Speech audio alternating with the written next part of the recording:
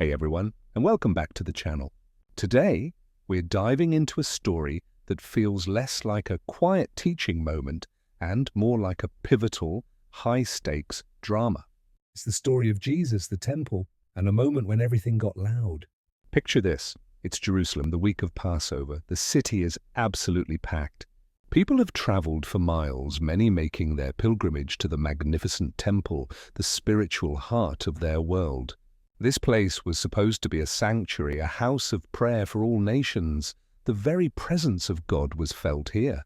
But as Jesus walked into the outer courtyard, the air wasn't filled with quiet reverence or the gentle murmurs of devotion. It was chaos.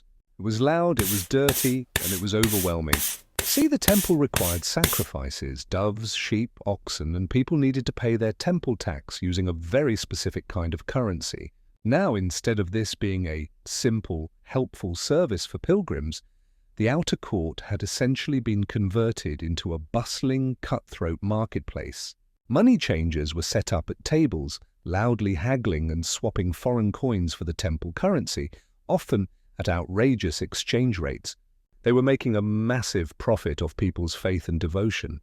Nearby, vendors sold animals for sacrifice, sometimes at inflated prices, and if you questioned the quality, well, too bad.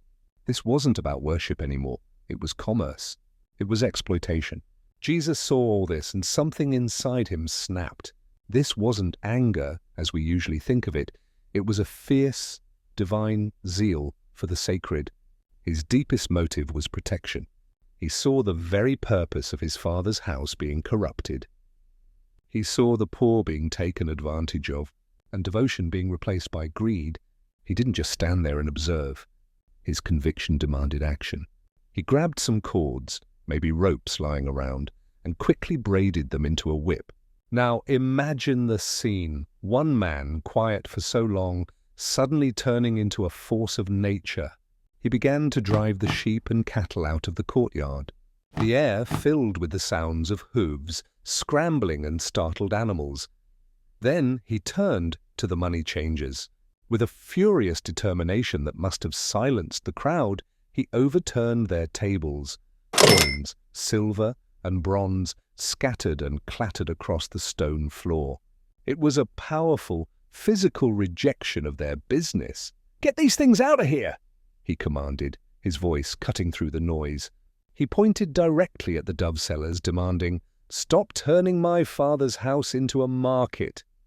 He then quoted the prophets, declaring, "It is written, 'My house shall be called a house of prayer, but you have made it a den of robbers.'" The noise stopped. The merchants were stunned, the priests were furious, and the pilgrims were probably just completely bewildered. Who was this man who dared to challenge the entire religious and economic system of the temple? What Jesus did that day was more than just a cleanup. It was a profound statement about priority. He wasn't against commerce entirely, but he was absolutely against the exploitation and the barrier it created between people and God. He was fiercely defending the purity of worship, reminding everyone that this sacred space was meant for prayer, not for profit. It was a moment that showed the full, passionate heart of Jesus, not just the gentle shepherd, but the one who fiercely protects what is holy. Thanks for watching. Share and subscribe for future posts.